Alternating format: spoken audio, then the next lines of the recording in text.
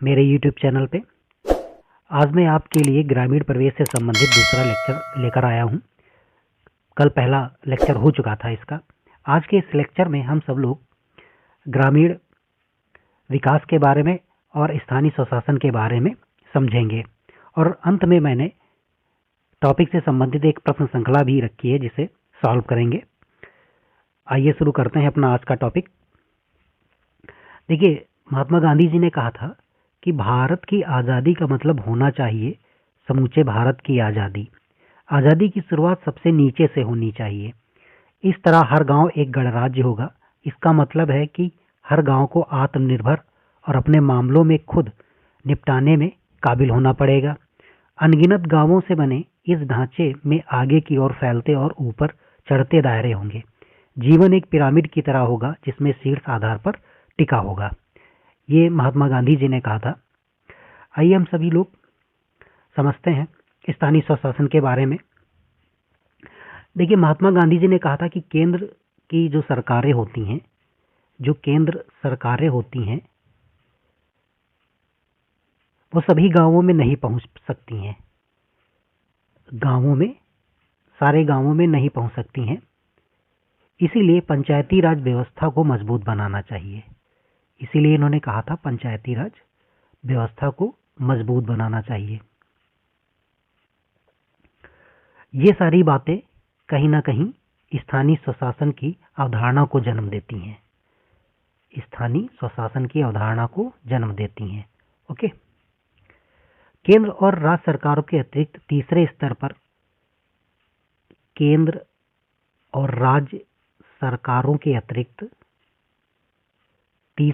पर ये पहला स्तर, ये दूसरा स्तर और तीसरे स्तर पर एक ऐसी शासन और प्रशासन व्यवस्था है जिसके संपर्क में असंख्य गांव, जिला और तहसीलों के लोग निवास करते हैं।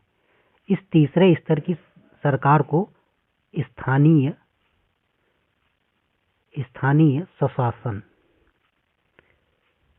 स्वशासन की संज्ञा दी जाती है, क्योंकि इसका सीधा संबंध स्थानीय समस्याओं से होता है। उनके निराकरण का दायित्व भी इन्हीं पर होता है।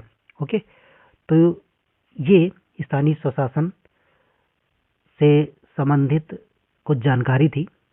अब हम लोग आगे बढ़ते हैं, स्थानीय स्वशासन के बारे में और समझते हैं।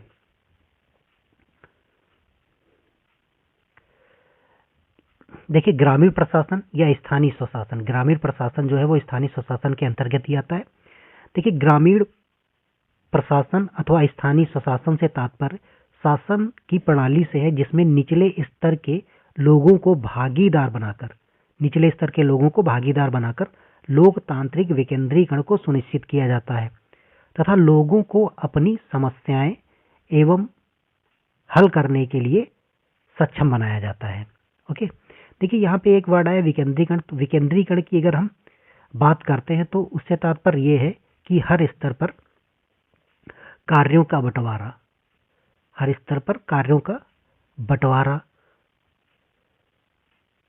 उपलब्ध संसाधनों को आवश्यकता व प्राथमिकता के आधार पर उपयोग करने की स्वतंत्रता, और साथ ही हर स्तर पर प्रत्येक इकाई को अपने संसाधन जुटाने का भी अधिकार हो।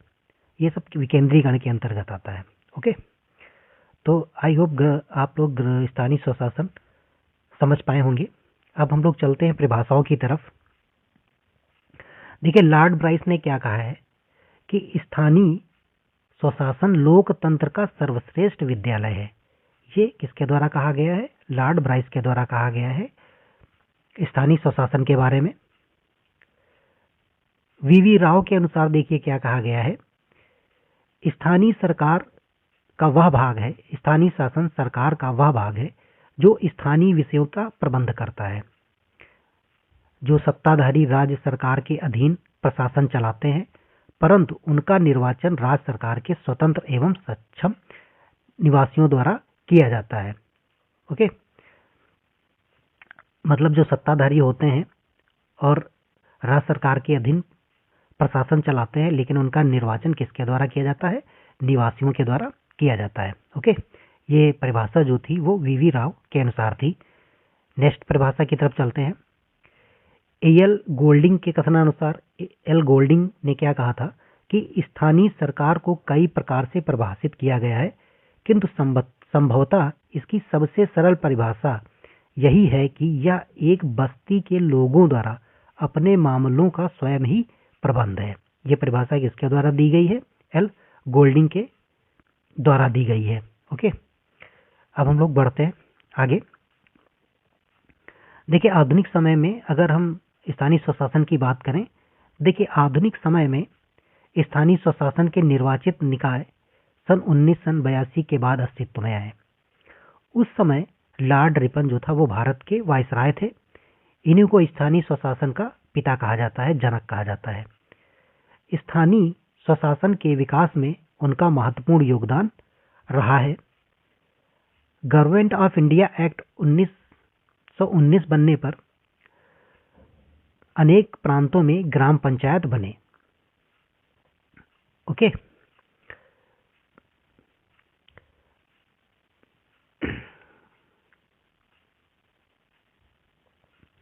देखिए अब हम लोग देखिए संविधान के 73वें और 74वें संशोधन के बाद स्थानीय शासन को मजबूत आधार मिला, लेकिन इससे पहले भी स्थानीय शासन के निकाय बनाने के लिए कुछ प्रयास हो चुके हैं। इस सिलसिले में पहला नाम आता है 1952 के सामुदायिक विकास कार्यक्रम का। इस कार्यक्रम के पीछे यह सोच थी कि स्थानीय विकास की विभिन्न गतिविधियों में जनता की भागीदारी हो। इसी पृष्ठभूमि में ग्रामीण इलाके में एक त्रिस्तरीय प्रणाली राज व्यवस्था की सिफारिश की गई थी। देखिए, ये जो सामुदायिक विकास कार्यक्रम हुआ था, ये 2 अक्टूबर 1952 को, 2 अक्टूबर महात्मा गांधी की जयंती भी होती है, ठीक है, तो उसी दिन ये इस कार्यक्रम को लागू किया गया था। इसमें क्या था, इसके अंतर्गत ग्रामीण विकास की सभी गतिविधियों को शामिल किया गया था, जिन्हें लोगों की भागीदारी के साथ ग्राम पंचायतों की सहायता से लागू किया जाना था। ओके, दूसरा इसमें क्या था कि 1953 में सामुदायिक विकास कार्यक्रम के लिए सीडीपी, इसको शॉर्ट में हम लोग सीडीपी बोले, मतलब सीडीपी के कार्यक्रम के लिए, इसके सहयोग के लिए एक नई राष्ट्रीय विस्तार सेवा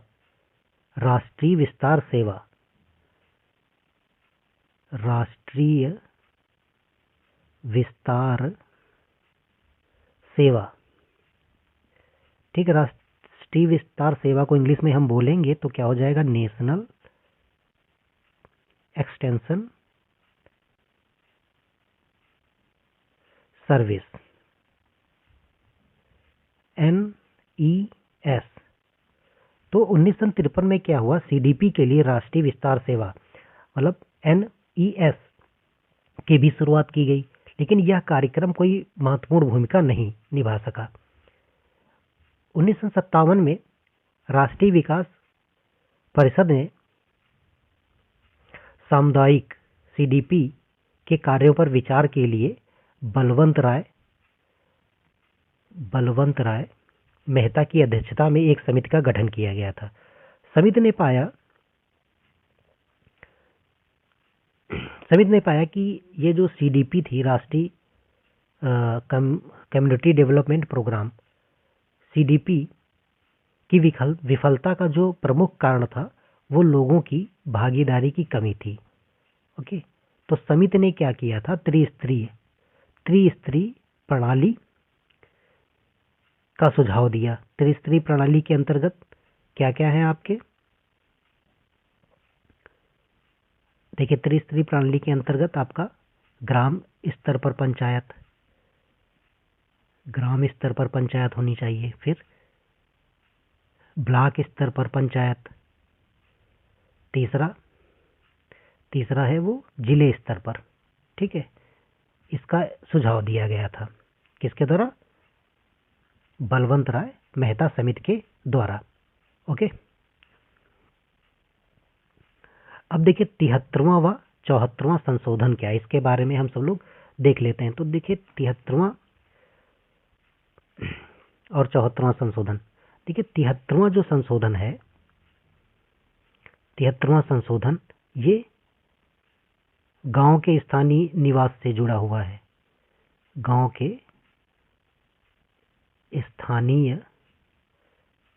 स्थानीय शासन से जुड़ा हुआ है और इसके अंतर्गत भाग 9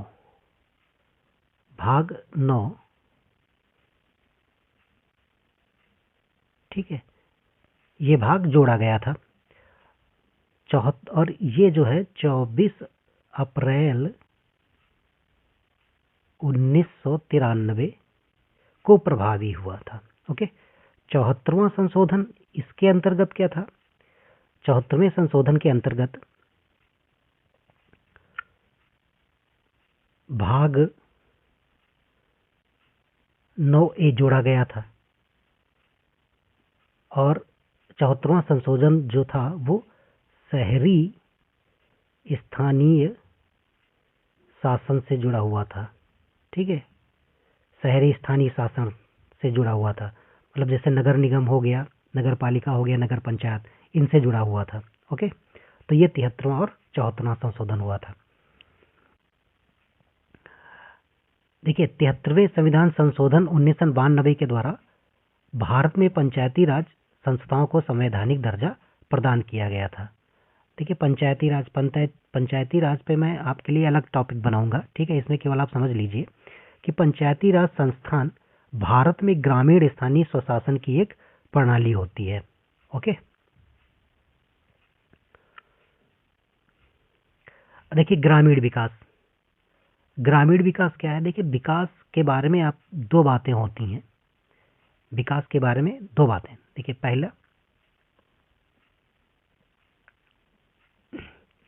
पहला एक तो आर्थिक सुधार और दूसरा जो है वो बदलाव या हम इसको परिवर्तन भी कह सकते हैं। ठीक है, तो ग्रामीण विकास से क्या तात्पर्य है? ग्रामीण विकास का अर्थ लोगों के आर्थिक सुधार और उनमें सामाजिक बदलाव या सामाजिक परिवर्तन दोनों होते हैं। ओके, तो ये लेक्चर यहीं पे अपना समाप्त होता है। अब आगे हम सभी लोग लेक्चर से संबंधित जो प्रश्न श्रृंखला है उसको सॉल्व करते हैं। ओके, आइए शुरू करते हैं अपनी प्रश्न श्रृंखला। प्रश्न 1 है, वर्तमान समय में पंचायती राज त्रिस्तरीय प्रणाली में नहीं है। तो कौन सा नहीं है? ग्राम पंचायत ये भी है, न्याय पंचायत, क्षेत्र पंचायत ये भी है, जिला पंचायत ये भी है। तो इसमें ऑप्शन बी जो होगा वो नहीं है। ठीक है, ऑप्शन बी राइट होगा। दूसरे क्वेश्चन की तरफ चलते हैं। पंचायत की सबसे छोटी इकाई होती है, पंचायत की सबसे छोटी इकाई होती है, ग्राम सभा होती है, न्याय पंचायत होती है, क्षेत्र पंचायत होती है या भूमि प्रबंध समिति होती है। तो इसमें ऑप्शन जो होगा वो ए राइट होगा। ठीक है, पंचायत की सबसे छोटी इकाई ग्राम सभा होती है। नेक्स्ट क्वेश्चन, भारतीय स्थानीय स्वशासन का प्रारंभ किसके समय से माना जाता है? किसके समय से माना जाता है? लॉर्ड रिपन के समय से माना जाता है, लॉर्ड डफरिन, लॉर्ड वेवल या लॉर्ड कॉर्नवालिस। तो ऑप्शन ए जो है वो राइट होगा। स्थानीय स्वशासन का प्रारंभ लॉर्ड रिपन से माना जाता है। ओके, नेक्स्ट क्वेश्चन की तरफ चलते हैं। 73वें संविधान संशोधन के द्वारा जोड़ा गया भाग 9 जोड़ा गया था, भाग 9A जोड़ा गया था या दोनों मतलब ए और बी दोनों? ठीक है, या इनमें से कोई नहीं? तो ऑप्शन जो होगा वो ऑप्शन ए राइट होगा। भाग 9 जो है वो 73वें संविधान संशोधन के द्वारा जोड़ा गया था। ओके, नेक्स्ट क्वेश्चन की तरफ चलते हैं। स्थानीय स्वशासन लोकतंत्र का सर्वश्रेष्ठ विद्यालय है, किसके द्वारा कहा गया? महात्मा गांधी के द्वारा कहा गया, हेराल्ड के द्वारा कहा गया, लॉर्ड ब्राइस के द्वारा कहा गया, इनमें से कोई नहीं? तो लोकतंत्र का सर्वश्रेष्ठ विद्यालय ये लॉर्ड ब्राइस के द्वारा कहा गया है। ठीक है, ऑप्शन सी जो होगा वो राइट होगा। नेक्स्ट क्वेश्चन की तरफ चलते हैं। छठा क्वेश्चन आपका कह रहा है कि ग्रामीण विकास का अर्थ लोगों के विकास से है, आर्थिक सुधार से है, सामाजिक बदलाव से है, या दोनों। दोनों का मतलब ए और बी, इनमें से कोई नहीं। तो इसमें जो होगा ऑप्शन सी राइट होगा, आर्थिक सुधार से भी है और सामाजिक बदलाव से भी है। ओके, नेक्स्ट क्वेश्चन की तरफ चलते हैं। 74वें संविधान संशोधन के द्वारा जोड़ा गया, देखिए भाग 9 जोड़ा गया या भाग 9 ए जोड़ा गया या दोनों जोड़े गए या इनमें से कोई नहीं। तो ऑप्शन बी जो होगा वो राइट होगा, भाग 9 ए 74वें संविधान संशोधन के द्वारा जोड़ा गया था। ओके, नेक्स्ट क्वेश्चन की तरफ चलते हैं।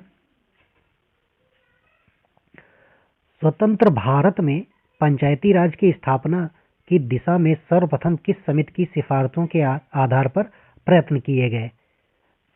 ऑप्शन ए बलवंत राय मेहता समिति, सरकारिया आयोग, प्रशासनिक सुधार आयोग, या अशोक मेहता समिति। तो इसमें ऑप्शन ए जो होगा वो राइट होगा, बलवंत राय मेहता समिति। ओके, नेक्स्ट क्वेश्चन की तरफ चलते हैं।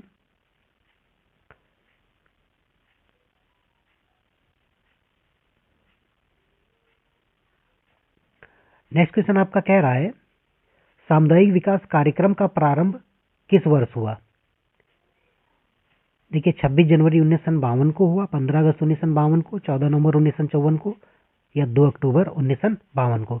इसमें जो होगा वो 2 अक्टूबर 1952 को हुआ था सामुदायिक विकास कार्यक्रम का प्रारंभ। ओके, आशा करता हूँ ये क्वेश्चन आपको पसंद आए होंगे और कमेंट करके ज़रूर बताइएगा कि ये क्वेश्चन आपको कैसे लगे और टॉपिक आज आपको कैसा लगा। ओके, मिलते हैं सभी लोग नेक्स्ट टॉपिक में नेक्स्ट क्वेश्चन के साथ। तब तक के लिए जय हिंद, नमस्कार।